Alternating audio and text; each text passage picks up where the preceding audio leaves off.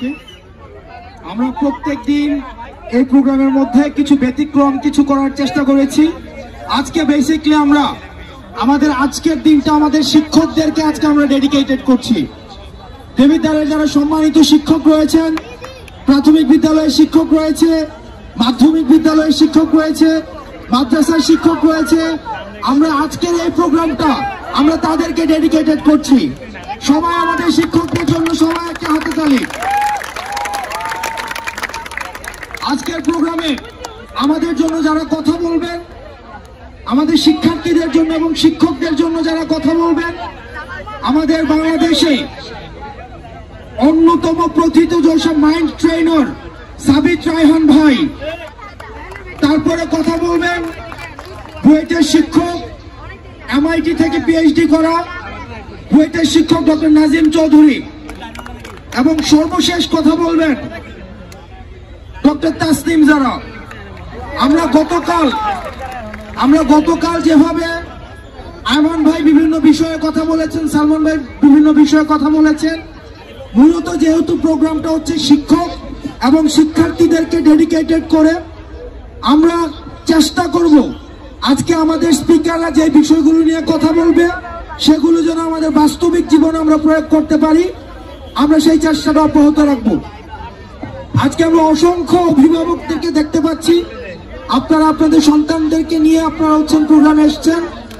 আজকে আমাদের শেষ দিন, আমরা চেষ্টা করেছি প্রথমবারের মতো দেবিদ্বারে নতুন কিছু করার জন্য। আপনারা কি নতুন কিছু দেখেছেন দেবিদ্বারে? আপনারা কি দেখেছেন প্রথমবারের মতো নতুন কিছু? এখানে কারা কারা বই কিনেছেন একটু হাত তুলি তো।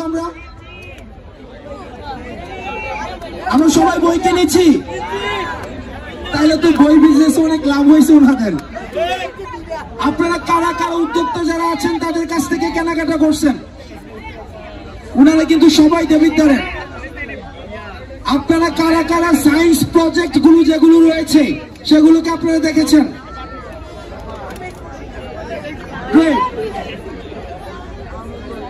আপনারা কারা কারা ভার্চুয়াল রিয়েলিটি এক্সপিরিয়েন্স করেছেন? এই পাশে ভার্চুয়াল রিয়েলিটি।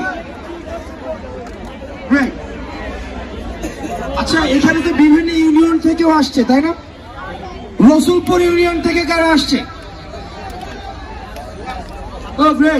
থামতি ইউনিয়ন থেকে আসছে কারা? রাজামেহের, সুলতানপুর ইউনিয়ন, ফানি ইউনিয়ন, আর দেবিদ্বারের পৌরসভা।